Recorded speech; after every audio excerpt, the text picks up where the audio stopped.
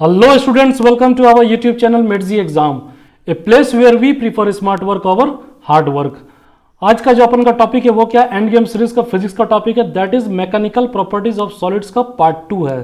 ठीक है, ये क्या है, ये अपन यहाँ पर क्या करेंगे, रेस्ट 5 क्वेश्चन जो बचे होते हैं वहाँ पर ये सॉल्व करेंगे। ठीक है, तो आपको क्या करना है, एज यूजुअल वीडियो पॉज करना है, वहाँ से क्वेश्चन देखना है, क्वेश्चन को आप सॉल्व करोगे, फिर वीडियो रिज्यूम करो, वहाँ से आप सॉल्यूशन देखो, अपना लेवल ऑफ प्रिपरेशन चेक करो। ठीक है, तो यहाँ पर क्या है, जो रेस्ट 5 क्वेश्चन है ये काफ़ी इंपॉर्टेंट क्वेश्चन है, इससे बाहर आएंगे नहीं यार। ठीक है, इतने ही solid mechanical properties of solid से इतने ही क्वेश्चन आते हैं। ठीक है, इन्हीं को क्या करता है, इन्हीं के डाटा को चेंज करके बार बार क्वेश्चन पूछे जाते हैं।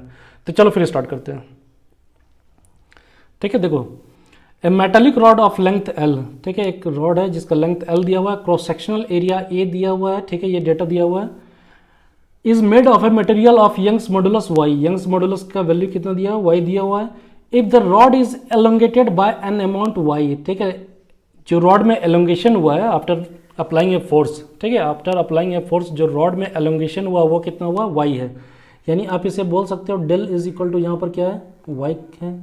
ठीक है, then the work done is proportional to, यहाँ पर क्या निकालना, अपने को वर्क डन निकालना है, और वर्क डन का यहाँ पर यूनिट के टर्म्स में निकालते हैं। तो आप क्या करोगे, यहाँ पर देखो work done is equal to क्या फॉर्मूला हो जाता है, work done is equal to energy stored, और एनर्जी स्टोर्ड कितना था अपन का, ये वर्क डन कितने की इक्वल हो गया, एनर्जी स्टोर्ड, और जो एनर्जी स्टोर्ड था वो कितना था आपका, हाफ इंटू, ठीक है, जो फोर्स अप्लाई कर रहे हो इंटू एफ इंटू जो एलोंगेशन है। ठीक है, जो एलोंगेशन आप यहाँ पर प्रोवाइड कर रहे हो उसको आप यहाँ से मल्टीप्लाई कर दोगे, यानी क्या हो जाएगा, half into F into elongation,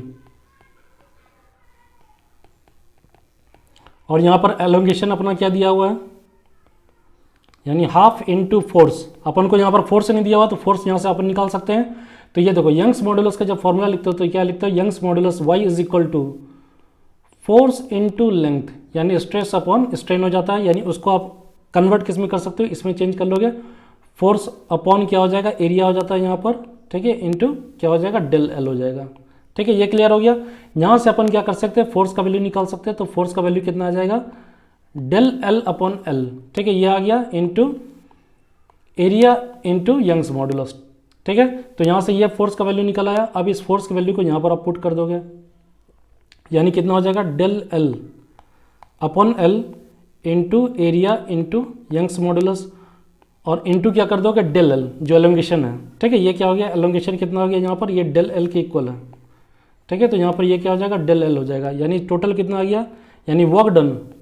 ठीक है, work done is equal to क्या हो जाएगा, 1/2 del L square upon L into area into Young's modulus. Clear है। अब देखो ये प्रोपोर्शनलिटी के टर्म्स में लेना है, और डेल एल का वैल्यू आप पुट करोगे किससे, वाई से पुट करोगे। डेल एल का वैल्यू यहाँ पर क्या था, जो if the rod is elongated by amount Y था। ठीक है, तो यहाँ पर क्या करोगे, डेल एल को आप पुट कर दोगे, तो ये वर्क डन किसके प्रोपोर्शनल हो जाएगा, यहाँ पर हो जाएगा वाई के स्क्वायर के प्रोपोर्शनल हो जाएगा। तो ये आपका आंसर हो गया। ठीक है, क्या करना है आपको, केवल वैल्यू को सब्स्टिट्यूट कर देना यहाँ पर। ठीक है, क्लियर है। आप क्या करोगे, फोर्स को यहाँ पर रिप्लेस करोगे, फोर्स को रिप्लेस करने पे क्या आ जाएगा, डेल एल, यानी ये जो है ये क्या आपका स्ट्रेन है, into area into Young's modulus हो जाएगा। तो आंसर क्या हो जाएगा, C is the right answer. Clear है। नेक्स्ट देखते हैं। देखो ये अच्छा क्वेश्चन है, इसमें क्या है आपको थोड़ा सा समझना होगा।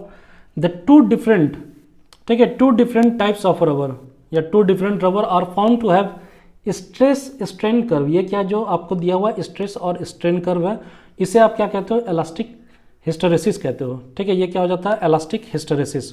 वहाँ पर क्या होता है कि स्ट्रेस और स्ट्रेन का कर्व बनाते हैं और फिर एनर्जी चेक करते हैं। ठीक है, यहाँ पर क्या होता है, एनर्जी जो लॉस होता है, ठीक है, कितना एनर्जी एब्जॉर्ब कर सकता है, कितना एनर्जी लॉस होता है। तो एनर्जी जो होता है, तो magnitude of energy loss is, यहाँ पर समझना, the magnitude of energy loss is proportional to area of the loop, is directly proportional to area of loop। तो आप दोनों लूप को कंपेयर करो, ये क्या है, रबर ए है, दिस इज रबर बी। अब दोनों के लूप के एरिया को हम कंपेयर करेंगे, तो यहाँ पर एरिया ऑफ बी, ठीक है, यहाँ पर क्या है, area of B is greater than area of A. ठीक है, ये क्लियर है। यहाँ से इन दोनों को कंपेयर करा हमने तो देखा कि बी जो एरिया है, जो स्ट्रेस स्ट्रेन का जो लूप है, उसका जो कवर है, ये एरिया जो आपका है, ठीक है, इस लूप का जो एरिया है, ठीक है, बी के केस में ज़्यादा है, ठीक है। ये देखो, ये जो आपका एरिया है, इस पॉइंट को देखो और इस पॉइंट को देखो, तो एरिया ज़्यादा किधर है, तो बी के केस में एरिया ज़्यादा है। दैट मीन्स यहाँ पर क्या होगा, एनर्जी लॉस भी ज़्यादा होगा। यानी कोई भी वाइब्रेशन अगर यहाँ पर प्रोड्यूस होता है, ठीक है, ये क्या करेगा, एनर्जी उस वाइब्रेशन की एब्जॉर्ब ज़्यादा कर लेगा। दैट मीन्स ये क्या हो गया, ये बेटर शॉक एब्जॉर्बर हो जाएगा। यानी बी यहाँ पर क्या है, B is suitable for shock absorber. Clear है ये चीज़। तो यहाँ पर क्या हो जाएगा आपका, B is the right answer. तो यहाँ पर क्या होगा, एरिया पे डिपेंड करेगा, ठीक है। एरिया लूप का देख लेना किसका ज़्यादा है, वहाँ पर वो ज़्यादा एनर्जी एब्जॉर्ब करेगा, यानी ज़्यादा एनर्जी लॉस होगा उस कंडीशन में, ठीक है। इसी को आप क्या बोलते हो, इलास्टिक हिस्टेरेसिस कहते हो, ठीक है। नेक्स्ट देखते हैं, ये काफ़ी अच्छा क्वेश्चन है, यहाँ पर थोड़ा सा समझना। देखो ये question, the length of the metal wire is L1, ठीक है, एक मेटल वायर का जो लेंथ है वो कितना दिया हुआ है, L1 दिया हुआ। When tension in it is T1, यानी जब आप टेंशन T1 डालते हो तो वहां पर जो लेंथ हो जाता है वो क्या हो जाता है, L1 हो जाता है। And L2 when the tension is T2, the natural length of the wire is, अपन को यहाँ पर क्या निकालना, नेचुरल लेंथ निकालना। दो इक्वेशन दिया हुआ है। जब आप T1 टेंशन अप्लाई करते हो तो वहाँ पर लेंथ कितना हो जाता है, L1 हो जाता है। जब T2 अप्लाई करते हो, वहाँ पर ये क्या बोलते हैं इसको, टेंशन अप्लाई करते हो, तो वहाँ पर लेंथ क्या हो जाता है, L2 हो जाता है, ठीक है। तो इस केस में क्या करेंगे, अपन सॉल्व करेंगे। तो देखो, इन फर्स्ट केस अगर आप नेचुरल लेंथ मानते हो, let the natural length be L, let the natural length is equal to L, ठीक है। यहाँ पर क्या नेचुरल लेंथ कितना हो गया, L हो गया।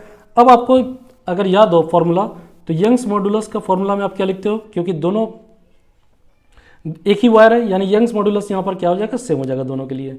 तो इन दिस केस तो अपन क्या करेंगे, देखो Young's modulus is equal to क्या हो जाता है, force into length upon area into change in length, ठीक है, या एलोंगेशन बोल देते हैं। तो इस केस में क्या निकाल सकते हैं अपन, ये लिख सकते हैं, ये जो डेल एल है, ठीक है, del L is equal to क्या लिख सकते हैं अपन, force into length upon area into Young's modulus. तो ये यहाँ से अपन का निकल गया, इसी फॉर्मूला को यूज करेंगे। अब डेल एल को आप क्या लिख सकते हो, फाइनल लेंथ यानी L1 या L2, ठीक है, माइनस नेचुरल लेंथ, यही तो होता है चेंज इन लेंथ, एलोंगेशन यही हुआ ना जी। जो फाइनल लेंथ हुआ माइनस इनिशियल लेंथ कर दिए जो ओरिजिनल लेंथ था, ठीक है। तो ओरिजिनल लेंथ को हमने क्या माना हुआ, L1 माना हुआ। तो अब देखो केस वन में क्या था, केस 1, ठीक है, यहां पर क्या है, चेंज इन लेंथ यानी L1 माइनस L, ठीक है। L1 minus L is equal to क्या लिख सकते हैं, टेंशन, यानी फोर्स की जगह टेंशन अप्लाई करते हैं, यानी फर्स्ट केस में क्या टेंशन अप्लाई हुआ है, T1, ठीक है। लेंथ कितना है, नेचुरल लेंथ वो L होगा, ठीक है। और यहाँ पर क्या हो जाएगा, A अपॉन वाई हो जाएगा, यानी A इंटू वाई हो जाएगा। यहाँ पर क्या हो गया, एरिया इंटू यंग्स मॉडुलस। अब केस 2 यहाँ पर लेते हैं अपन,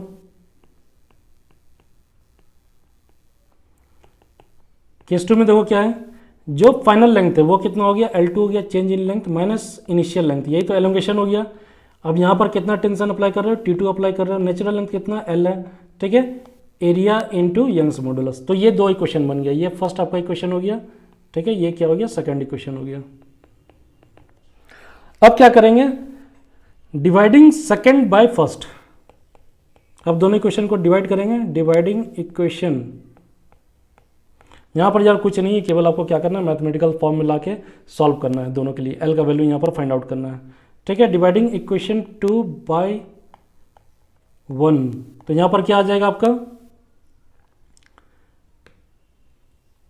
L2 माइनस लेंथ जो नेचुरल लेंथ है, यानी क्या हो जाएगा यहाँ पर L2 minus length upon L1 minus L हो जाएगा, ये हो गया आपका, ठीक है, is equal to T2 upon T1 हो जाएगा।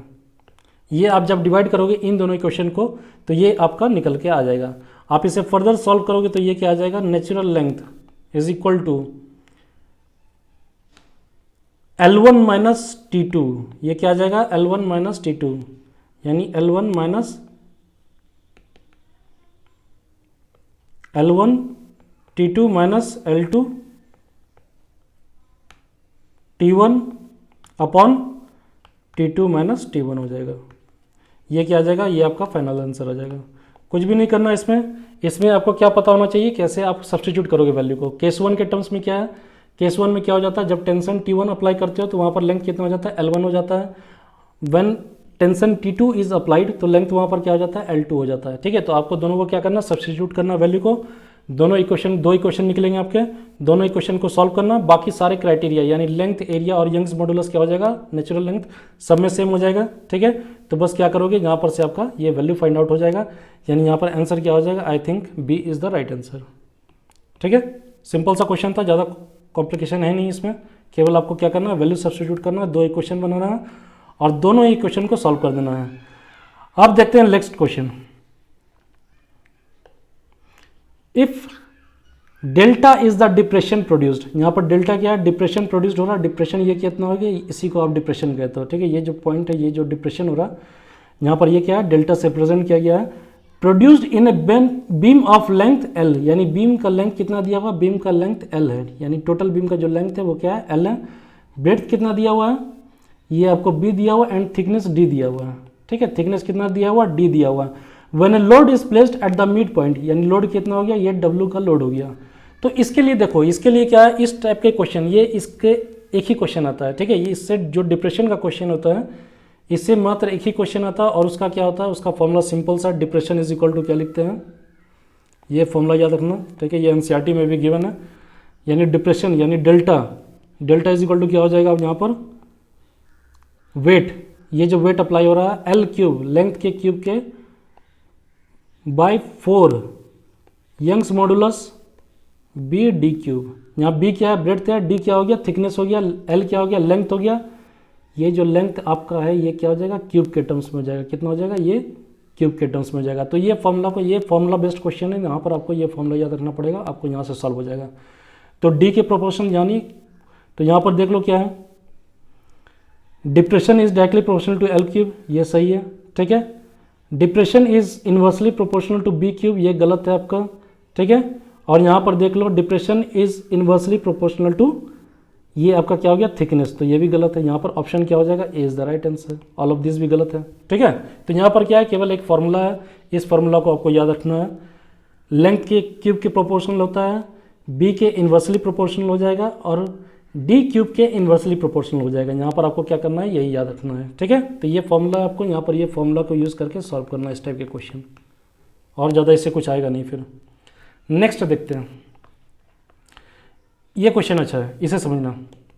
The approximate depth of an ocean is 2700 metre. ठीक है, डेप्थ कितना दिया हुआ अपन को, डेप्थ जो दिया हुआ वो 2700 मीटर दिया हुआ। ठीक है, the compressibility of water is 45.4 into 10⁻11 पर पास्कल। पर पास्कल का यहाँ पर मतलब क्या, कंप्रेसिबिलिटी क्या हो जाती है, कंप्रेसिबिलिटी 1 अपन बल्क मॉड्यूलस, यानी बल्क मॉड्यूलस जो होता है उसी को आप रेसिप्रोकल कर देते हो तो ये क्या आ जाता है, कंप्रेसिबिलिटी आ जाता है। यानी कंप्रेसिबिलिटी इज इक्वल टू क्या हो जाएगा, 1 अपन बल्क मॉड्यूलस। ठीक है, ये क्या हो जाएगा, 1 अपन बल्क मॉड्यूलस हो जाएगा। द कंप्रेसिबिलिटी ऑफ वाटर दिया हुआ है एंड डेंसिटी दिया हुआ है, डेंसिटी ऑफ वाटर भी दिया हुआ है। ठीक है, what fractional compression, fractional compression का मतलब क्या हो गया, जो decrease in volume, fractional decrease in volume होता है उसी को आप क्या बोल देते हो, फ्रैक्शनल कंप्रेशनल। ठीक है, यहाँ पर क्या बोल देते हो, फ्रैक्शनल कंप्रेशन बोल देते हो। वहाँ पर फ्रैक्शनल कंप्रेशन का क्या मतलब है, डेल वी अपॉन वी, यानी ये जो फ्रैक्शनल कंप्रेशन का मतलब क्या हो जाएगा, डेल वी अपॉन वी, यानी जो वॉल्यूम डिक्रीज, फ्रैक्शनल वॉल्यूम जो डिक्रीज होता है उसी को क्या बोल देते हैं, फ्रैक्शनल कंप्रेशन ऑफ वाटर। ठीक है, वही आपको फाइंड आउट करना है। तो यहाँ पर आपको क्या, देखो बल्क मॉड्यूलस के टर्म्स में आप क्या फॉर्मूला यूज करते हो, bulk modulus is equal to क्या करते हो, स्ट्रेस अपन स्ट्रेन लगाते हो, तो स्ट्रेस यहाँ पर क्या हो जाएगा, प्रेशर हो जाता है। ठीक है, और स्ट्रेन क्या हो जाता है, डेल वी अपॉन वी हो जाता है। ठीक है, डेल वी अपॉन वी हो जाता है। क्लियर है यहाँ से। तो आपको देखो यहाँ पर तो प्रेशर दिया हुआ नहीं है। ठीक है, आपको उसकी जगह क्या दिया हुआ, आपको डेंसिटी दिया हुआ, डेप्थ दिया हुआ है, यानी ये डेप्थ है, डेंसिटी दिया हुआ है। तो अगर आपको फॉर्मूला पता हो तो प्रेशर इज इक्वल टू क्या लिखते हैं, रो जी एच लिखते हैं। क्या लिखते हैं, रो।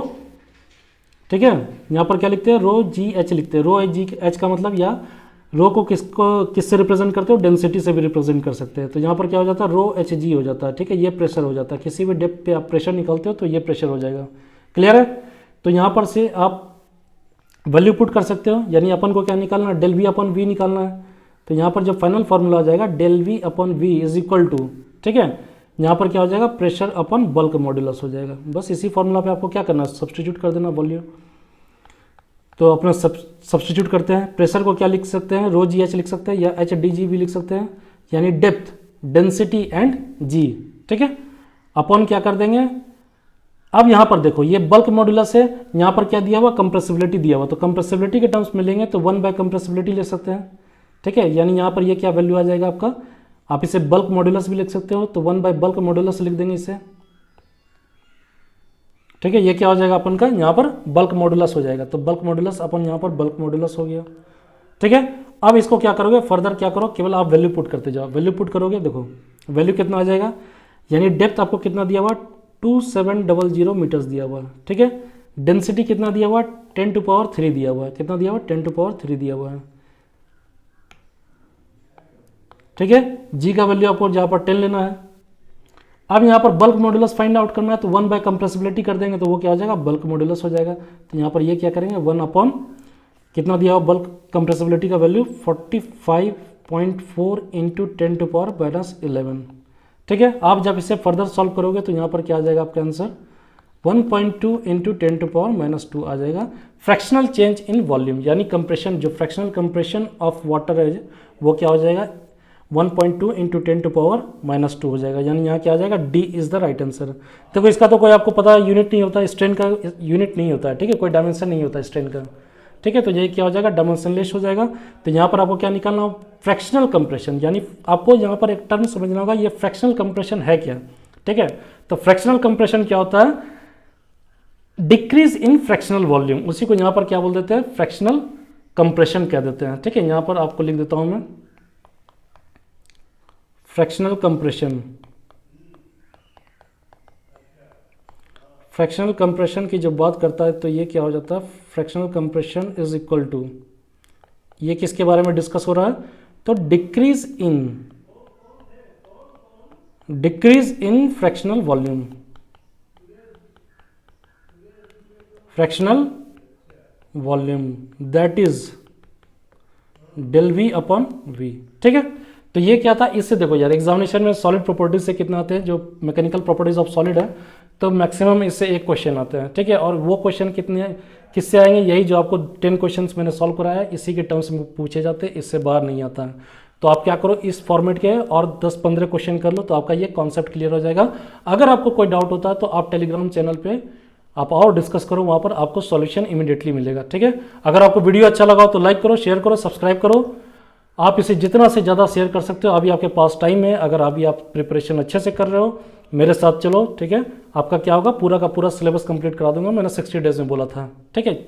वो फिजिक्स हो या केमिस्ट्री और दोनों का सिलेबस क्या करेंगे अपन कंप्लीट कर लेंगे। अपन क्या करेंगे यहाँ पर क्या करते हैं हर चैप्टर से 10 क्वेश्चन सॉल्व करते हैं, ठीक है। यहाँ से क्या करते हैं 10 क्वेश्चन सॉल्व करते हैं 2 डेज में, ठीक है। यहाँ पर क्या है 2 दिनों में करते हैं, यानी 5 क्वेश्चन ईच डे, ठीक है। पार्ट 1 पार्ट 2 करके सॉल्व करते हैं, जिसमें कि हर पार्ट में क्या होता है 5 क्वेश्चन डिस्कस करते हैं। 5 जो मोस्ट इंपॉर्टेंट और जो मोस्ट एक्सपेक्टेड क्वेश्चन है उसका डिस्कशन होता है, ठीक है। तो आपको क्या करना है प्रैक्टिस करते जाना, जो भी डाउट हो मेरे को कमेंट सेक्शन में बताओ। आज के लिए बस इतनी, थैंक यू।